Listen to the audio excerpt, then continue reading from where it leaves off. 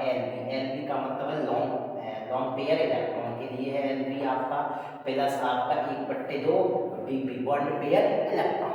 ठीक है, तो अब V का मतलब क्या है, V किसी भी परमाणु के संयोजी कोष में इलेक्ट्रॉनों की संख्या, कुल संख्या, संयोजी कोष में कुल संख्या, और माइनस कोष्टक में Lb, उसमें बैलेंस संयोजकता होने के बाद, बॉन्ड बनने के बाद कितने लॉन्ग पेयर इलेक्ट्रॉन बच रहे हैं वो हम काउंट करके यहाँ लिखेंगे। उसके बाद प्लस 1/2 Vp कुल बॉन्ड पेयर इलेक्ट्रॉन, जो बॉन्ड बने हैं उनमें टोटल इलेक्ट्रॉन यूज हुए हैं वो हमें कुल बॉन्ड पेयर इलेक्ट्रॉन लेने पड़ेंगे। तो हम सबसे पहले इसमें देख रहे हैं जैसे N2O है, N2O में फॉर्मल चार्ज निकालना चाह रहे हैं, N2O के प्रत्येक परमाणु प्रत्येक परमाणु पर फॉर्मल चार्ज।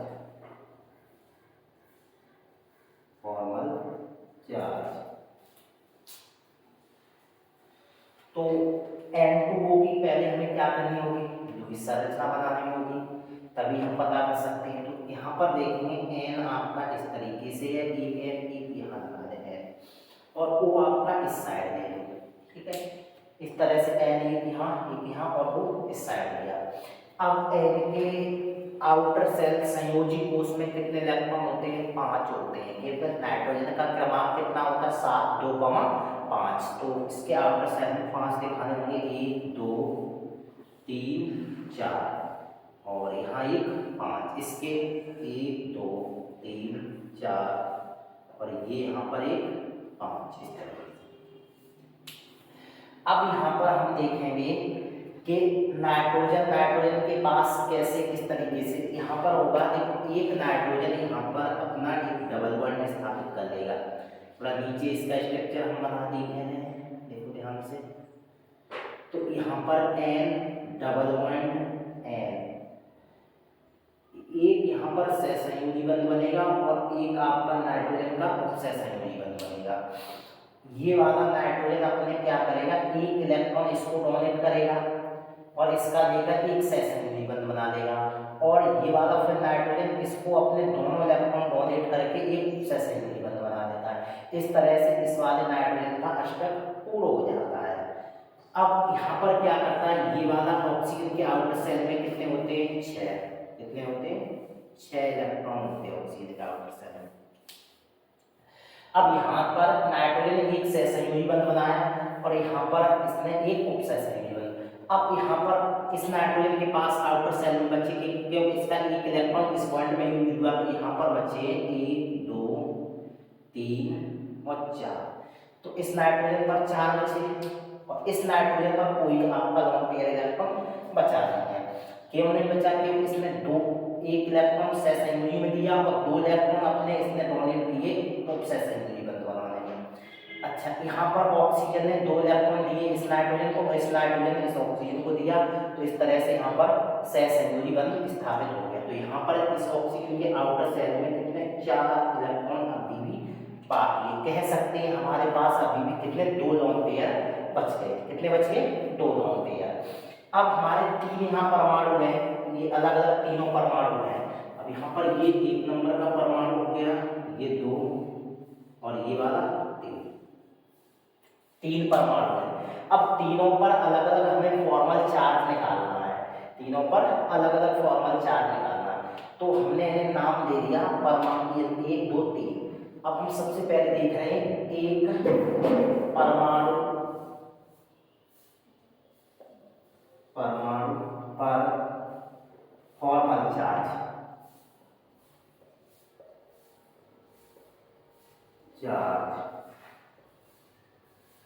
एक परमाणु पर फॉर्मल चार्ज। अब एक पर फॉर्मल चार्ज देख रहे हैं, तो एक के लिए हमें क्या लगाना होगा, इसमें वही सिस्टम है। उसके ऑक्सीजन के आउटर सेल में संयोजी कोष में टोटल इलेक्ट्रॉन हम देखें तो यहाँ पर V का मतलब ऑक्सीजन के आउटर सेल में 6 इलेक्ट्रॉन होते हैं माइनस। ठीक है, उसके बाद हम कोष्टक लगाएंगे यहाँ पर ऑक्सीजन के। अब ऑक्सीजन के देखें bond pair electron, long pair electron, तो लोन पेयर इलेक्ट्रॉन कितने हैं, कुल लोन पेयर के इलेक्ट्रॉन, तो कुल लोन पेयर के इलेक्ट्रॉन है इसके 4 प्लस 1/2 इंटू, अब यहाँ पर ये देखेंगे कि बॉन्ड पेयर इलेक्ट्रॉन टोटल, तो बॉन्ड में डबल बॉन्ड लगा है तो कुल इलेक्ट्रॉन कितने, एकल बॉन्ड में 2 इलेक्ट्रॉन यूज होते हैं और डबल बॉन्ड में टोटल 4 इलेक्ट्रॉन यूज होते हैं, तो यहाँ पर 4 इस तरह से, तो 6 माइनस के 4 और यहाँ से ये 2 बार कटा प्लस का 2, इस तरह से 6 माइनस के 6, तो यहाँ से बराबर, तो परमाणु एक पर फॉर्मल चार्ज कितना आया, 0 आया, कितना आया, 0 आया। अब हम देख रहे परमाणु 2 पर फॉर्मल चार्ज, परमाणु 2 परमाणु पर फॉर्मल चार्ज,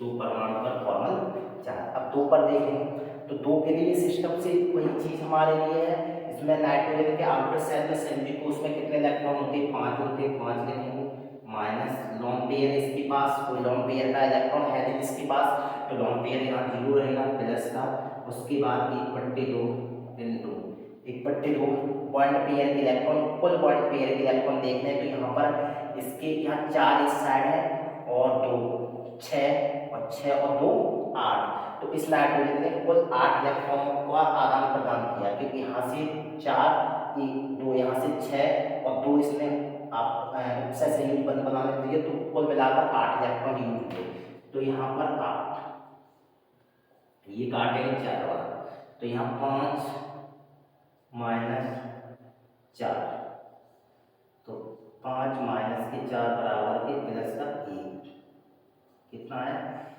प्लस का 1 फॉर्मल चार्ज आया, यहाँ पर कितना है फॉर्मल चार्ज प्लस का 1 इस परमाणु पर। अब तीसरे परमाणु पर हम देख रहे फॉर्मल चार्ज कितना आ रहा है, यहाँ पर देखेंगे तीसरे परमाणु पर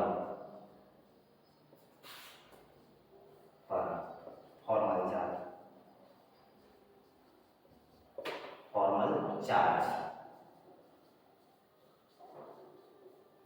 तीसरे परमाणु पर फॉर्मल चार्ज देखना, तो तीसरे परमाणु पर यहाँ पर हम देखेंगे इसके आउटर सेल में संयोजी कोश में कितने इलेक्ट्रॉन होते हैं, टोटल 5 होते हैं, कितने होते हैं 5, तो यहाँ पर हम लिखेंगे इसके 5 माइनस लॉन पेयर के इलेक्ट्रॉन इसके पास कितने हैं, लॉन पेयर के इलेक्ट्रॉन देखो यहाँ पर लॉन पेयर के टोटल इलेक्ट्रॉन हमें देखने होंगे, तो लॉन पेयर के टोटल इलेक्ट्रॉन है इसके पास 4, यहाँ पर 4 लिखूँ plus 1/2 into bond pair electron कितने हैं, 2 ये और 2 ये, तो बॉन्ड पेयर के इलेक्ट्रॉन इसके पास है 4, कितने हैं 4, बॉन्ड पेयर के टोटल इलेक्ट्रॉन इसके पास 4 है,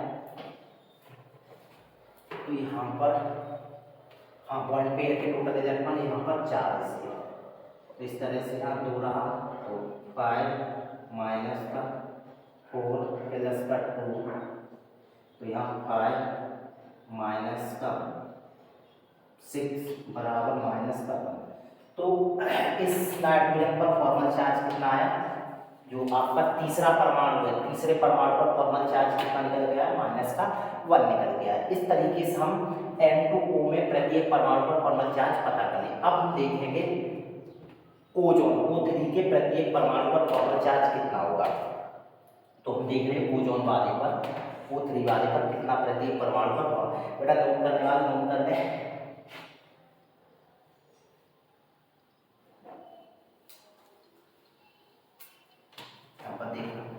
ओजोन वाले पर हम देखेंगे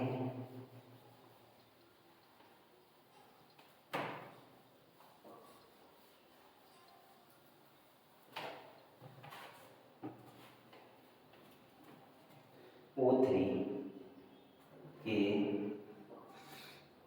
प्रत्येक परमाणु पर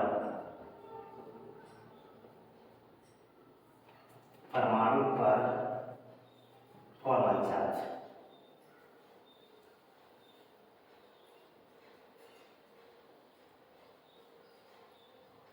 प्रत्येक परमाणु पर फॉर्मल चार्ज, तो हम सबसे पहले ओजोन की लुईस स्ट्रक्चर बनाएंगे। लुईस स्ट्रक्चर में ये देखेंगे कितने लॉन्ग पेयर है इलेक्ट्रॉन और कितने क्वाड पेयर इलेक्ट्रॉन है।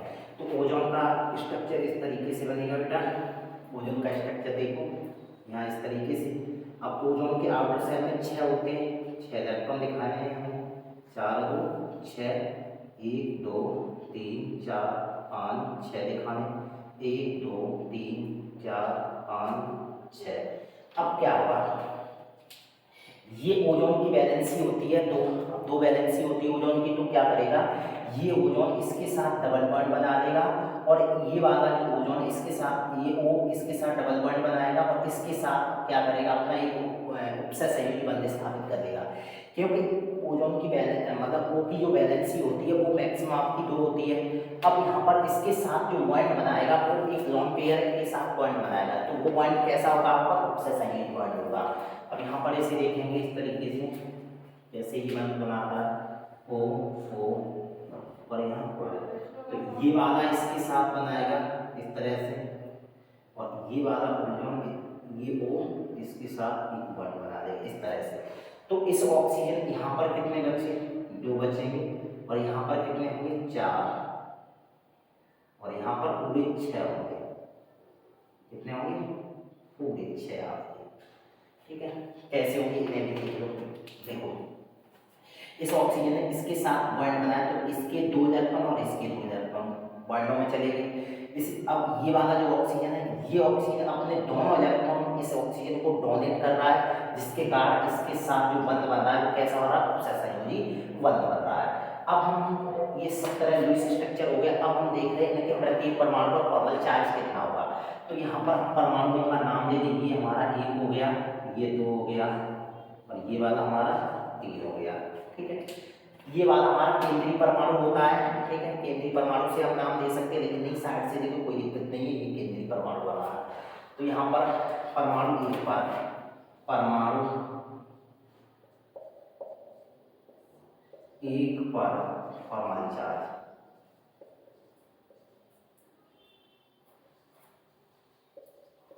फॉर्मल चार्ज,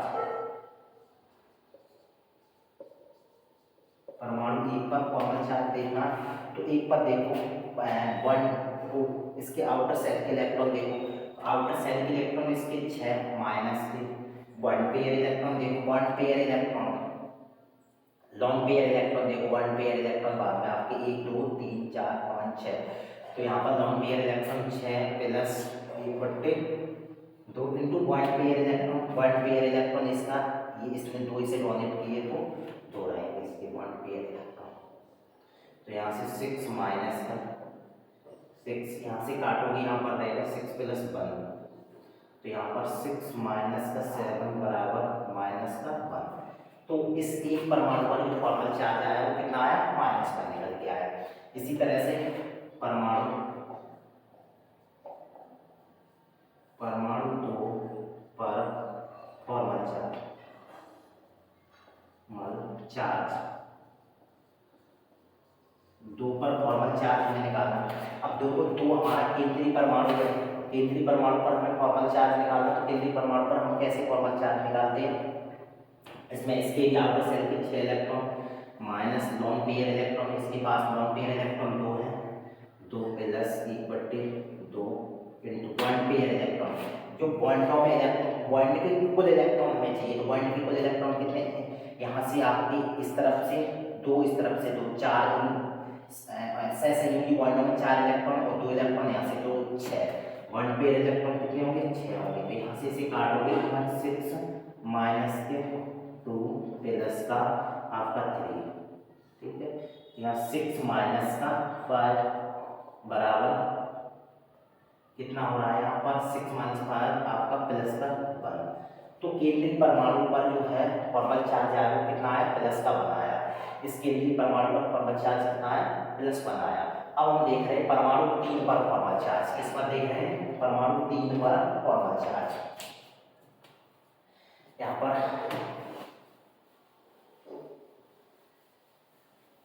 परमाणु 3 पर फॉर्मल चार्ज,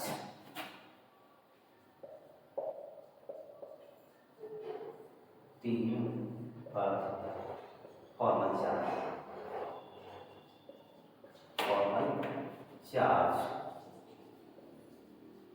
3 पर फॉर्मल चार्ज देखना, तो 3 के पहले सिस्टम से हमें चलना। ओके, ऑक्सीजन के आउटर सेल के इलेक्ट्रॉन लिखते हैं, तो आउटर सेल के इलेक्ट्रॉन होते 6 और माइनस लॉन पेयर इलेक्ट्रॉन। इस ऑक्सीजन पर लॉन पेयर इलेक्ट्रॉन कितने हैं? 4 हैं, 4 प्लस 1/2 बॉन्ड पेयर इलेक्ट्रॉन 4 कितने हैं? 4। तो यहाँ पर देखेंगे ये आपका 2 बार कट गया, 6 माइनस का 4 और प्लस का 2, तो यहाँ से आपका 6 माइनस के 6 बराबर ये आपका 0। तो परमाणु 3 पर जो फॉर्मल चार्ज आया वो कितना आया? 0 आया। इस तरह से ओजोन के प्रत्येक परमाणु पर अलग अलग फॉर्मल चार्ज हम पता कर लेंगे, और इसका जो फाइनल फॉर्मल चार्ज होता है इस परमाणु पर वो 0 के इक्वल होगा। कि आप देखोगे इसका, इसमें +1 आया आपका, और इससे पहले जो निकाला तो उसमें -1 था। अब +1 -1 प्लस का 0, देखोगे टोटल आपका इक्वल कितना होगा? 0 के बराबर होगा।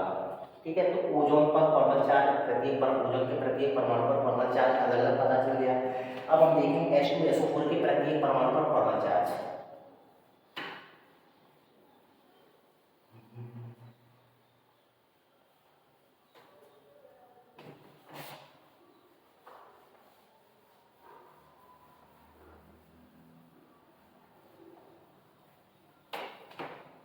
H2SO4 के H2SO4 के प्रत्येक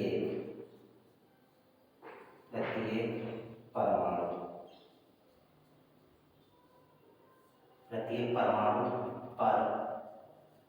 फॉर्मल चार्ज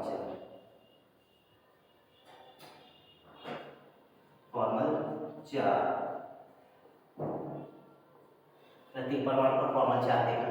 तो H2SO4 का पहले हमें क्या करना? लुईस स्ट्रक्चर बनाना है। लुईस स्ट्रक्चर में ये देखते हैं कितने बॉन्ड पेयर इलेक्ट्रॉन और कितने लॉन्ग पेयर इलेक्ट्रॉन है। तो यहाँ पर H2SO4 का लुईस स्ट्रक्चर इस तरीके से कुछ रहेगा। O इस तरफ, O आपका इस तरफ, O यहाँ इस तरफ आपकी एक H रहेगी और यहाँ पर एक H रहेगी। ठीक है, सल्फर और ऑक्सीजन के दोनों के आउटर सेल में कितने इलेक्ट्रॉन होते हैं? 6 होते हैं, उसी संयोजी कोष में। ठीक है, तो हम सल्फर के पहले दिखा रहे हैं 1 2 3 4 5 6, ऑक्सीजन के 1 2 3 4 5 और ये 6, इसके 1 2 3 4 5 और 6, इसके हाइड्रोजन का एक आउटर सेल में होता है, तो वो दिखा दिया। इसके 1 2 2 3 4 5 6, ऑक्सीजनों के आउटर सेल में दिखा दिए। इसके भी दिखा दो 1 2 3 4 5 6, सभी ऑक्सीजनों के आउटर सेल में दिखा दिए मैंने।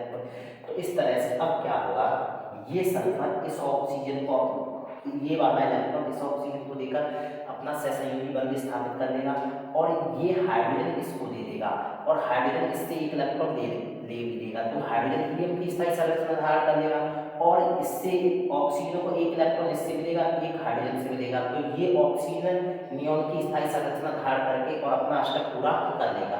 ये वाला इसी तरह से ये वाला सल्फर इसे एक इलेक्ट्रॉन देकर और सहसंयोजी बंध बना लेगा। यहाँ पर ये हाइड्रोजन इसको देकर एक सहसंयोजी।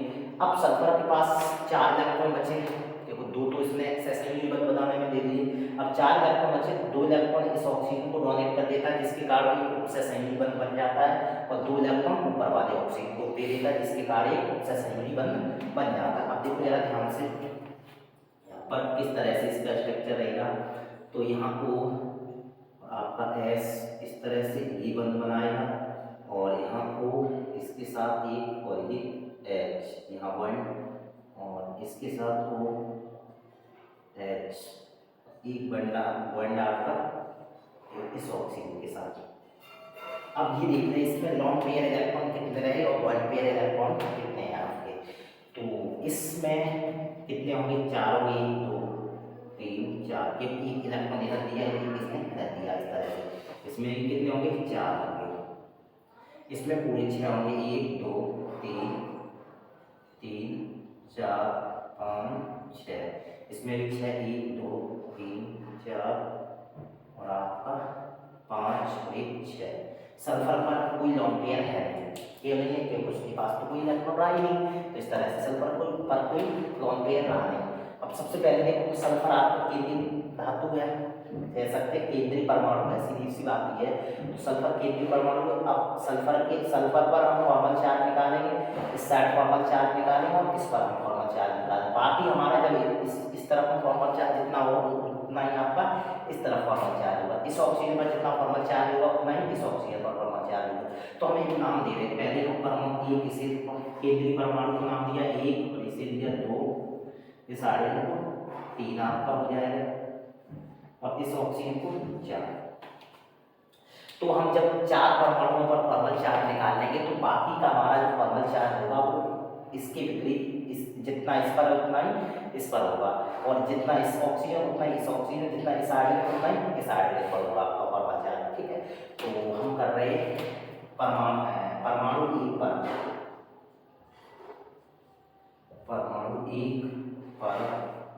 फॉर्मल चार्ज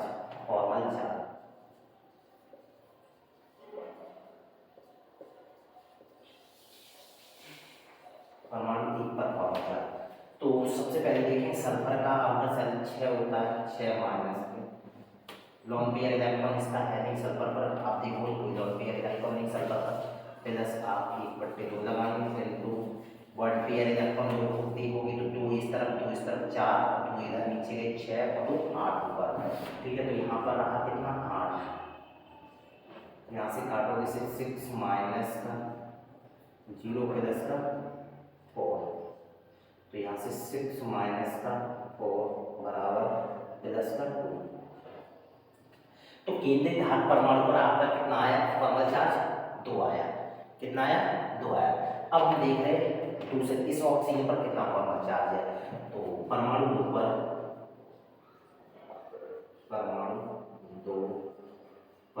फॉर्मल चार्ज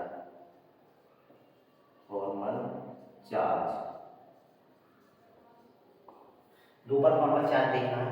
तो इसके लिए सबसे पहले हमें देखना होगा आउटर सेल में 6 माइनस लॉन पेयर इलेक्ट्रॉन इसके 4 है, 4 लॉन पेयर इलेक्ट्रॉन लगा दिए प्लस 1/2 बॉन्ड पेयर इलेक्ट्रॉन देखोगे तो इसमें 2 इस तरफ होंगे 2 इस तरफ, टोटल 4 इलेक्ट्रॉन। तो इससे काटोगे यहाँ पर 6 माइनस का 4 प्लस का 2, तो यहाँ पर 6 माइनस के 6 से काटोगे बराबर 3। तो आपका ऑक्सीजन परमाणु पर फॉर्मल चार्ज कितना आया 0 आया, वो भी इस वाले परमाणु पर। ठीक है, तो ऑक्सीजन पर इस वाले परमाणु पर फॉर्मल चार्ज कितना आया 0 आया। अब हम देखेंगे 3 परमाणु पर, इस पर देखेंगे 3 पर, सिर्फ थोड़ा सा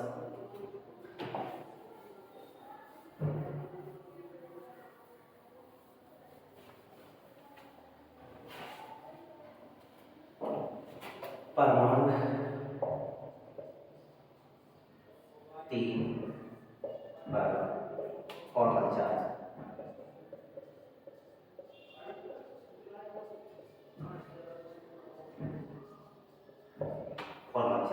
तो 3 के आउटर सेल में कितना होता है, एक उसका संयोजी कोष होता है, एक उसमें टोटल इलेक्ट्रॉन कोई लॉन पेयर इलेक्ट्रॉन नहीं 0 प्लस का bond pair electron 1/2 bond pair electron 2 है। तो यहाँ पर इसे काटें तो 1 माइनस का 0 प्लस 1, यहाँ से देखेंगे 1 माइनस के 1 इससे कटेगा 0। तो यहाँ पर देखना चाह रहे हो आप, इसमें एक बात कैसे ठीक से समझना, हाइड्रोजन के संयोजी कोष में मात्र 1 इलेक्ट्रॉन होता है और इसके पास एक ही इलेक्ट्रॉन होता है, वही संयोजी कोष का इलेक्ट्रॉन कहते हैं। तो यहाँ पर देखो उसका संयोजी कोष का 1 इलेक्ट्रॉन लिखा माइनस और कोष्ठक में लॉन पेयर इलेक्ट्रॉन। अब लॉन पेयर इलेक्ट्रॉन इसके पास कोई है ना हाइड्रोजन के पास, तो ये 0 रहा प्लस का 1/2 और इनटू बॉन्ड पेयर इलेक्ट्रॉन। तो बॉन्ड पेयर इलेक्ट्रॉन बॉन्ड में कितने इलेक्ट्रॉन यूज हुए, तो यहाँ पर 1 और 2 बॉन्ड में एक का बॉन्ड बनने में कम से कम 2 इलेक्ट्रॉन यूज होते हैं, ये तो सबको मालूम है। तो यहाँ पर इस तरह से इस पर फॉर्मल चार्ज कितना आया 0 आया।